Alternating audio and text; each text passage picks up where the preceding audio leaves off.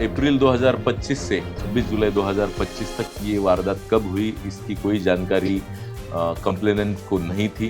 तो लगभग 4 महीने के इस पीरियड में कभी तो भी उनके घर में से ये सब सोना, जेवर और डायमंड्स जो है वो चोरी हुए थे। 3.5 करोड़ से ज़्यादा जिसकी वैल्यू है। चूँकि घर में सिर्फ एक 92 साल उम्र की एक ही महिला रहती थी और 4 हेल्प के लिए लोग हेल्पर या मेड के स्वरूप में रहते थे।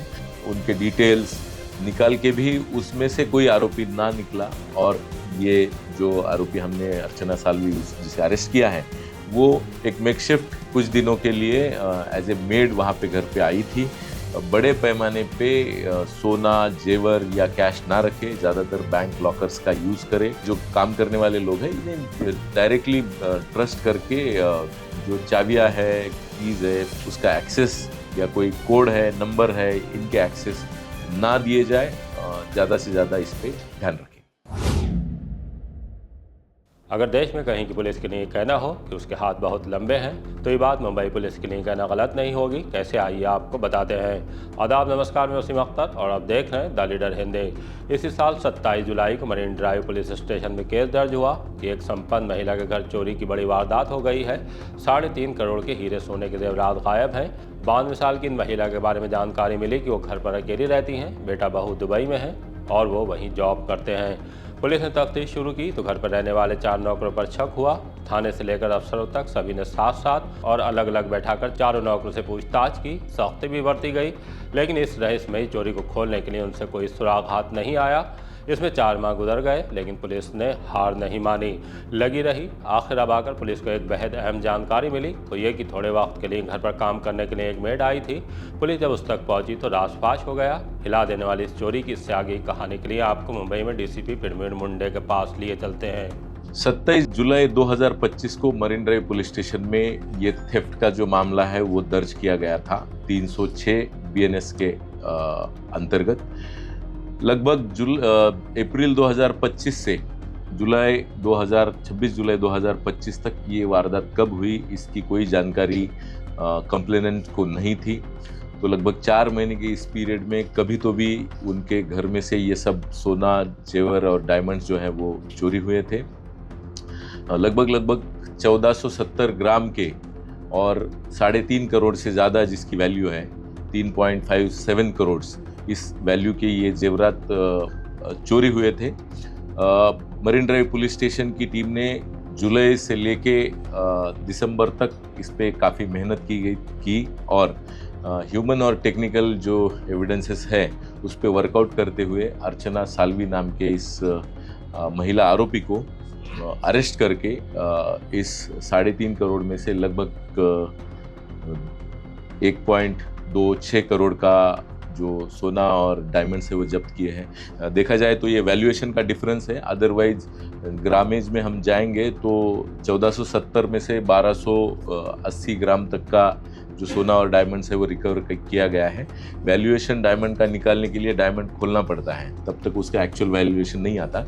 देखा जाए तो ये 80% प्रैक्टिकली रिकवरी है। वैल्यूएशन के डिफरेंस की वजह से वो हमें कम दिखाई दे रहा है और बाकी इस बचे हुए जो भी रिकवरी है लगभग 20% के करीब हम मानते हैं। तो उसके लिए भी जो प्रोसेस है, इन्वेस्टिगेशन है, वो जारी है। सर, चैलेंज बात काफी लंबा मामला था, देखा हमने इस प्रकार से बता रहे लगभग अगस्त से जुलाई का। कितनी टीमें फॉर्म की गई थी और कितना कुछ चैलेंजेस फेस करना पड़ा? देखिए, सिंस ये जो वारदात है वो एक ही घर में हुई है, ये इसका पूरा अंदाज़ा था और FIR में 4 सस्पेक्ट्स के नाम लिए गए थे जो घर पे काम करते थे। चूँकि घर में सिर्फ एक 92 साल उम्र की एक ही महिला रहती थी और 4 हेल्प के लिए लोग हेल्पर या मेड के स्वरूप में रहते थे। उनका नाम सस्पेक्ट करके दिया गया था। उनका इंटरोगेशन, उनके डिटेल्स निकाल के भी उसमें से कोई आरोपी ना निकला और ये जो आरोपी हमने अर्चना साल्वी जिसे अरेस्ट किया है वो एक मेकशिफ्ट कुछ दिनों के लिए एज ए मेड वहाँ पे घर पे आई थी। वो भी पता करते करते हमें टाइम लगा, उसके बारे में इंफॉर्मेशन निकालना टाइम लगा। फिर टाइम पीरियड भी काफ़ी बड़ा था, तो उसे ज़ीरो इन करने के लिए भी बहुत सारा वर्कआउट हमारी टीम ने जो है वो किया है। इसमें senior PI Bagul, PI Ghudke, PI Bhatkar, हमारे डिटेक्शन का जो पूरा टीम है, एपीआई चौधरी, उनके लिए हेल्प में head constable Bagul, police constable Sangde और उनकी टीम ने काफ़ी मेहनत करके लगभग 5 महीने के अंतराल के बाद इस मामले को जो है डिटेक्ट करके मैं कहूँगा कि 80% से ज़्यादा रिकवरी जो है की है। सर, ये अर्चना को मदद कौन-कौन कर रहा है? अभी तक उसे किसने हेल्प किया है ऐसा हमें इन्वेस्टिगेशन में नहीं आया है, लेकिन इस बारे में आगे की जांच जो है वो चल रही है। आरोपी महिला जो विक्टिम है उनके कांटेक्ट में कैसे है? क्या कोई और भी शख्स था जिनको उस पर नहीं, वो कोई मेड नहीं थी काम पे, इसके लिए उसकी जगह पे इसे लाया गया था और इस तरीके से वो कांटेक्ट में आई है। बहुत कम समय के लिए उसने घर पे काम किया है, लेकिन घर की पूरी जानकारी मिलने के बाद उसको जब ये सब पता चला और चाबियां जगह पे मिली तो उसका यूज़ करके ही उसने जो है वो चोरी की है। किसके रेफरेंस से ये आई थी?